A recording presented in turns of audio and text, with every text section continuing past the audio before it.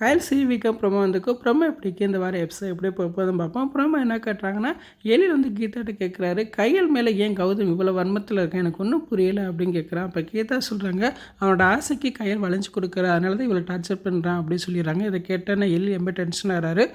கௌதமுக்கு எழிலுக்கு பெரிய சண்டை நடக்குது. கடைசியில் பார்த்தா அடி வாங்கி வீங்கி போனதோட கௌதம் கிடக்குறான்.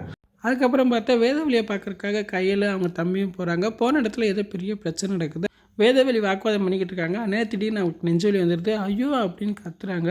உடனே கையில் வந்து ஹாஸ்பிட்டல் சேர்க்குறாங்க. அப்போ கையில் சொல்கிறாங்க, அவங்க என்ன தப்பு வேணால் செஞ்சுக்கிறாங்க, நான் அவங்க உயிரை காப்பாற்றுறது என்னோடய கடமை, அவங்க உயிரை எப்படி தான் காப்பாற்றுவேன் அப்படின்னு சொல்கிறாங்க. அது மட்டும் இல்லாமல் அவங்கள என் கல்யாணத்துக்கு வரவும் வைப்பேன் அப்படின்னு சொல்கிறாங்க. அதே மாதிரி காப்பாற்றி வீட்டுக்கும் கூட்டு வந்துடுறாங்க.